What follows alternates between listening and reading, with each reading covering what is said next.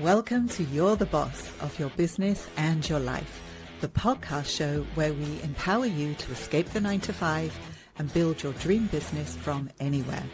I'm your host, Ange, business coach, and your guide to turning your ideas into bold actions. Each week, we bring you actionable advice in bite-sized tips and inspiring guest interviews to help you take charge, not just of your business, but of your life. Ready to make it happen? Come on in.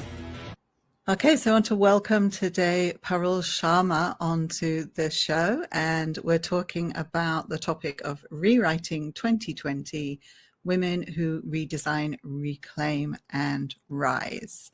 So let's just find out a little bit about what we're talking about today. So by 2030, the biggest gap between women who lead and women who lag won't be ambition or talent. It will be how quickly they rewire themselves in a new world of leadership, work, and identity. So in this episode, Parul, who's a global HR leader turned founder of Rewired by Parul, shares why women's voices are at risk of being erased in the very systems shaping the future, and how to reclaim clarity, power, and presence in the decade ahead. So from boardrooms to startups, mothers to founders, Parul unpacks how women can redesign their inner patterns, reframe visibility, and redirect their future maps to stay not just relevant, but respected and indispensable. So it's about rewiring the way we think, speak, and lead in an era where technology is the tool, not only the tool, but the identity is the true power. So Parul, welcome to the show. Thank you, Ange. This is an honor to be here, and I'm looking forward to our conversation today. Fantastic. Okay, so thanks for coming on to the show. So let's just start with the title of this at the moment. So you're talking about the topic of rewriting 2030. So in your own Rewired Powercast, you describe 2030 as a room. So what do you mean by that, and why should women care now?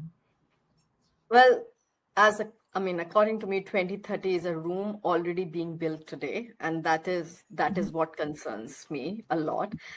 Whether we talk about algorithms, hiring models, leadership tracks, they are being coded right now.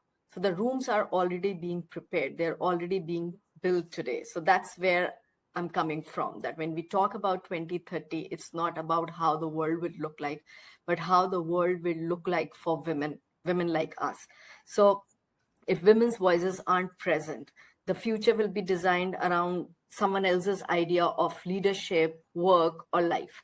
And that means women will spend the next decade again adapting to rules that don't fit us instead of shaping the rules ourselves. So to give you an example, no one Google leaders or companies anymore. That's already outdated. Right. The next generation types it straight into ChatGPT or Gemini, Perplexity. It's your name, your story, your voice. If it is not in the systems, you're invisible. So the question is simple. Are you shaping the room, or are you waiting outside for the permission to enter? Oh, nice. Yeah, that's a really good point, that the way people are searching has changed, and you've got to be present and showing up for those searches, right? So it's not Google on its own anymore. Okay. So let me just backtrack a little bit about you and your business. And I just want the listeners to understand a little bit about what got you here and why you're doing what you're doing today.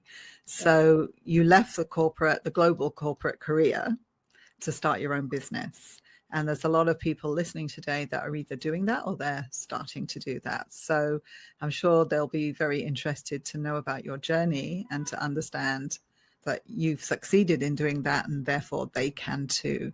So just let me know what that journey was like for you, what pushed you to leave and start your own business, and what encouragement can you give to those starting out behind you now? Absolutely. So as you already said, it's what women are doing or planning to do. So for me also, it wasn't just leaving a job or a corporate career. It was about leaving the entire system. I took this decision. It was difficult, but I did take that decision. I spent about 20 years in boardrooms, and no matter how much encouragement women get, the truth is we are still playing in the man's world. And most of the time, we are reaching to it instead of shaping it. We are still kind of reactive to our approaches. I mean, to the world, to the work environment, to the society that was created for men. And we women are just playing catch up.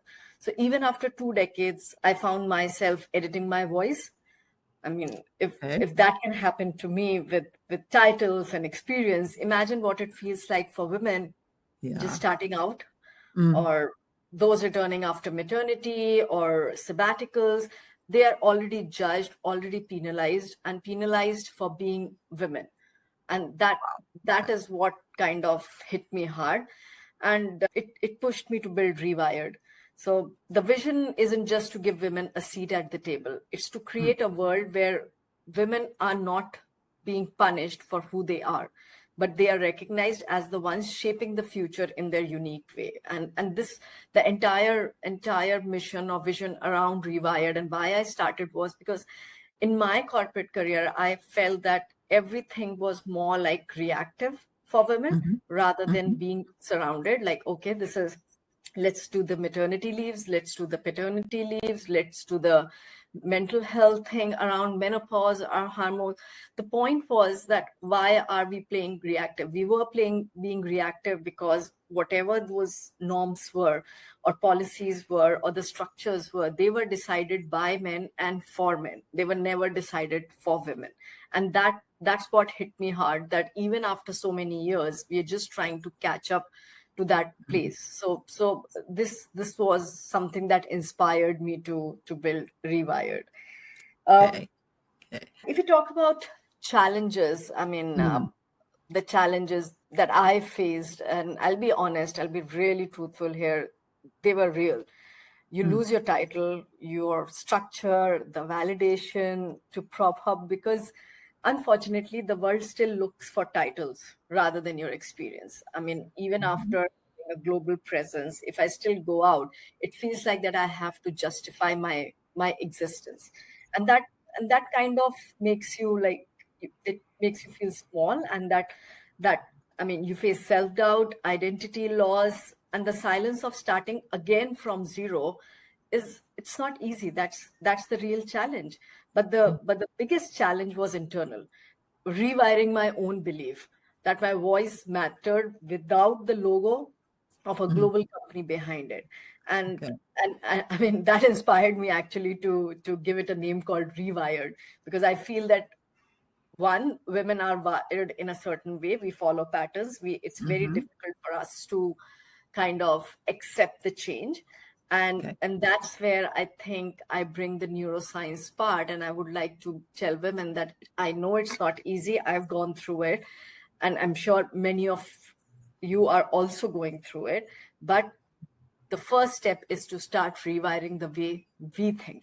I think that's what pushed me to build Rewired. Yeah, for sure. I think a lot of running your own business is it's like 80% mindset, right? So that really plays a huge factor. You've got to be prepared mentally for the new role and the adjustments that creates. So I can completely relate to that.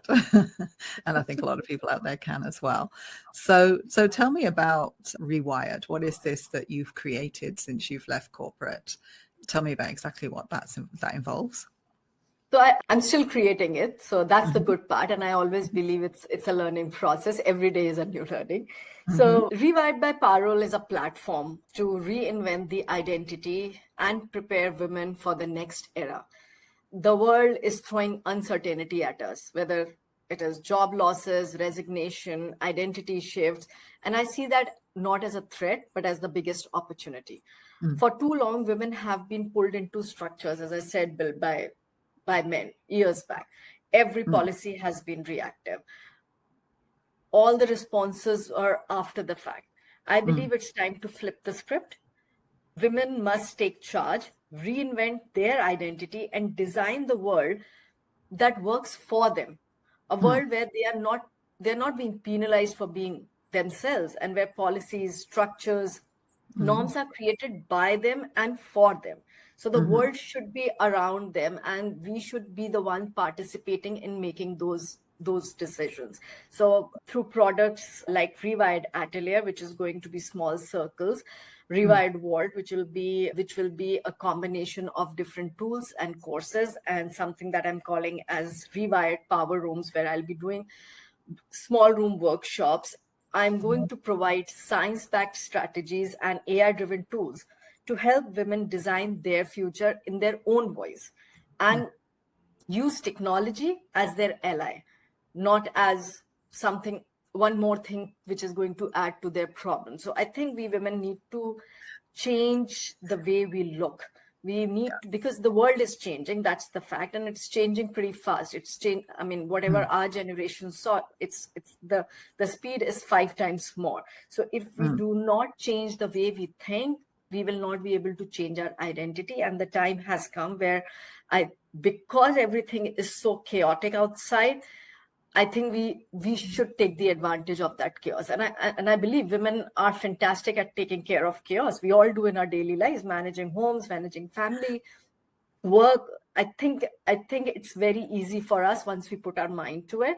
And that's where I'm going to connect with each and every woman, whether they are moms, founders, doctors, lawyers, corporate leaders, to look at the next 20 years from your own lens, what you want it to be. And starting from your brain, ending with tools created by you, and for a world that finally works for you. So that's Rewired. Nice. Love it. Love it. So I think the tech part of it as well is just so helpful, because I think you have people in different groups, those that will just run with it, right? Just go straight ahead with it. Others that I don't know how to do this. This is not for me. As you said, it just adds stress a lot of the time. So actually you offering that service where you can guide them, and for them to be able to run with, especially AI now, because you say it's just changing so fast. Exactly. And saying you don't know isn't an excuse. You've just, you use it or you get left behind now. Yeah. Right? Yeah. Because and when I say it, I'm saying this from a lens of an HR person who is not a techie, who has not done coding, who is not an engineer. I'm coming from a perspective that we women need to adapt AI or technology, not from a perspective of creating something, but from a perspective of feeding your voice, whether it's AI, data, automation. It's nothing but something that is being fed into a system and which gives you an output. But unless you kind of put your words, your voice into that system, the output will be biased. So what I'm trying to create here is, I'm not trying to make every woman a techie or fantastic developers, but I'm trying to tell them to use AI or technology as something that assists them. Make it your PA, make it your personal assistant. Try make it a tool that you can use to make your life easy, rather than just making it more complicating by adding things. We do that. That's how we are. That's right. And with AI, there's so much it can do to help and just speed things up. So I think starting a business today as well has never been easier, because you've got these tools there to help you where you didn't have before. Absolutely. And it helps in every aspect of your business. It's really, really wonderful. Okay. So I've heard you mention before about this, something you coin high functioning silence in women leaders, right? What do you mean by this, and how is it costing women power today? When I say high functioning silence, it's when a woman looks powerful on paper, high flyer, LinkedIn is flourished, she's delivering results, hitting numbers, even running teams, but her own voice is absent from the conversations that shape the direction. So, if I have my own podcast and I call it a Rewired Powercast, it's a 10 minutes monologue from me where I'm kind of touching on these topics. And I want to highlight that even when things look very glossy and very great on paper, but ultimately every woman is going through a struggle inside. I have seen women design strategy decks, not only to stay quiet when it's time to present, I've done it myself. The system rewards execution but ignores silence. So it codes women as absent when they are actually carrying the work. They are the one who's doing the work, but Behind the scenes. Yeah. we are behind the scene because it makes Okay. it easy for us. And I mean, it's when a room full of 60% men, you no matter at what level you are, you will still feel small. And I'm telling this not from my own thoughts, but I have spoken to so many women in past 20 years at all levels, and I haven't found a single one who says that, oh, I'm 100% sure, I know I'm going to rule the room. The moment she enters the room, there's so much noise that it's just too much for her. So that's where I call it like high functioning silence. Like everything is great, but you're not who you are. Okay. All right. You haven't got your own voice. Okay. So what's the solution then? How do women get their voice back? The solution isn't being louder. That just adds pressure, according to me. It's rewiring the loop, if I say in my language, that keeps your best ideas stuck in your head. That's why I dedicated a number of months to design the model, which I call the 3M power rule within the Rewired structure. And it's built for breaking the mental loop first, recalibrate the way you show up, and map your ideas into action. So what I feel that as a woman, because we follow a pattern, it's important for us to kind of break the mental loops that are running in our mind. I can't do this. Maybe I'll not be able to do this. Those are thoughts which just keeps on going in our mind. I mean, I'll be honest, if I'm sitting here in a podcast, there are a number of thoughts which are going in my mind. Will anybody hear this? Will men understand what I'm trying to say? Will women understand what I'm reaching? Like, that's the fact. That's how we are. And that's why my approach is very neuroscience based. And I am looking at solutions where we can change the way we think. And that's why I say reinventing the identity, because what we think is what we are. And if we do not change the way we think, we cannot be powerful or flourishing in the world which is about to come. So yeah. Okay. So I'm interested in, like you mentioned the word neuroscience. So how does that fit in? If you can just explain the term and how Rewired as a solution brings that in to help. So when I say neuroscience, and I'll be honest, I'm not a doctor here. I'm just an HR leader who has studied a lot to understand how the brain works. And when I talk about neuroscience at this point, I'm trying to put in place the way we think and how the patterns in our brain work when it comes to everyday work. So I am looking at only two theories here. One is the theory of neuroplasticity, that what you think you become. That's right. One. And the cognitive theory, where you kind of think about something and you try to change it. So my point here is that we don't need to deep dive into the details of science or neurons or anything, but we are trying to figure out why are we thinking in a certain way, and it's very important to break that pattern. So it's, I mean, if you read about me on my website, I keep on stressing on this point about the patterns that we follow, because that's how women are wired in terms of their brains. We create our own system in our mind, and we kind of start developing our personality over that mindset. So that's the peak point. If we break that pattern, if we break the way we think, half the battle is won.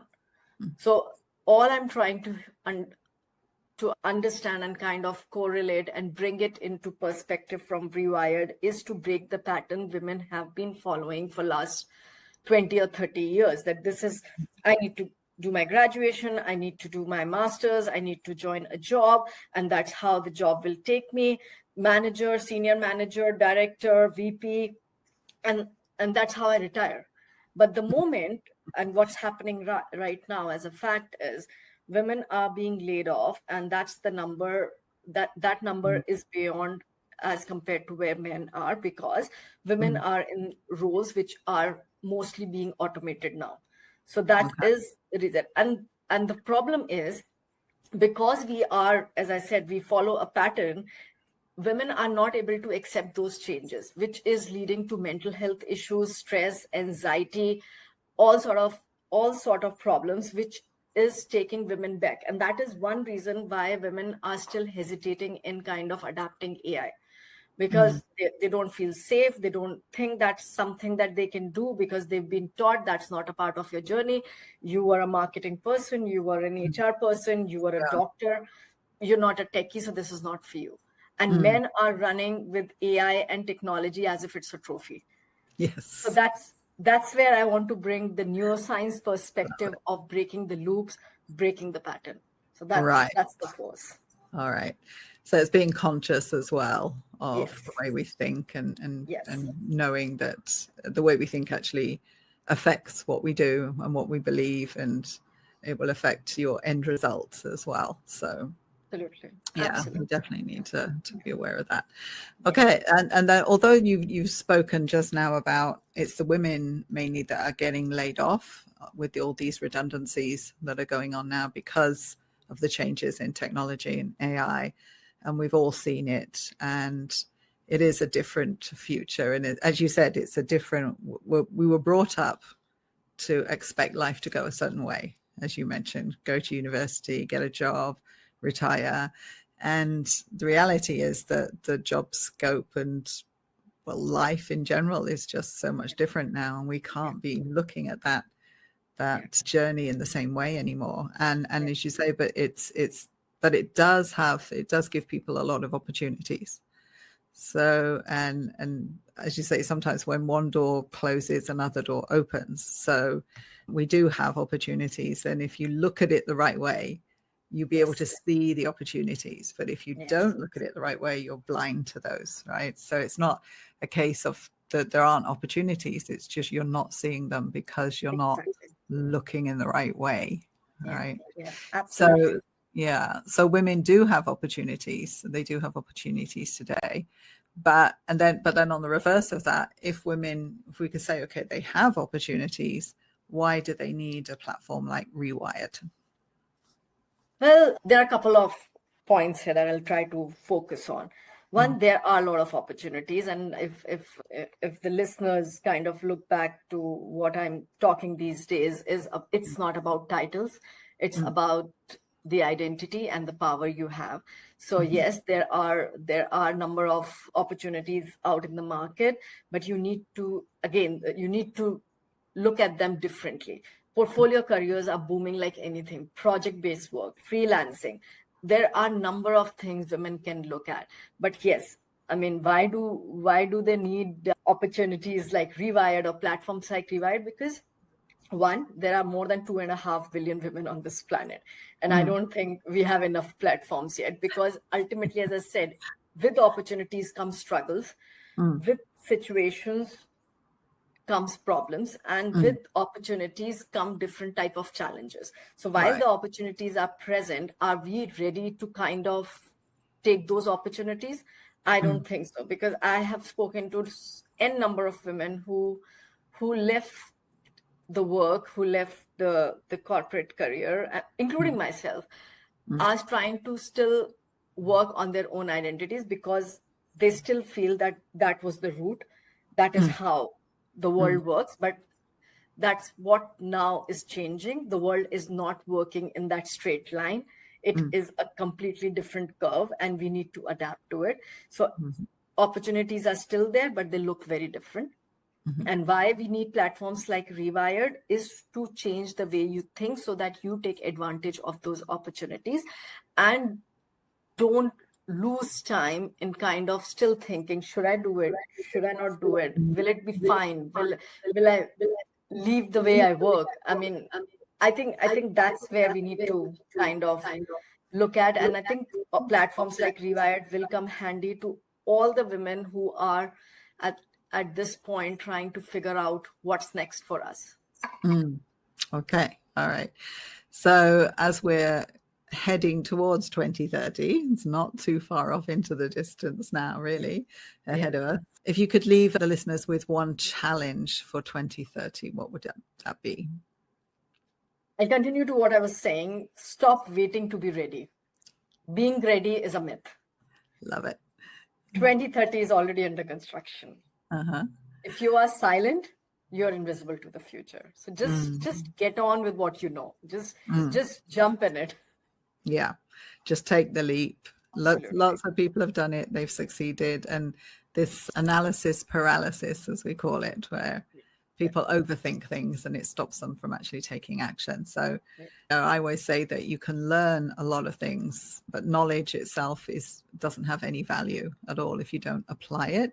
So you've got to take the action. So I think that's a good challenge to lay before people today as we wrap up this podcast. So thank you so much for being on today and giving us your valuable time and your wisdom here as well. So tell us, where can people find you?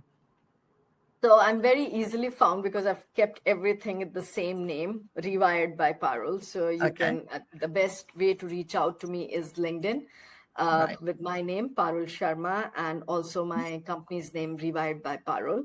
You can find me on Instagram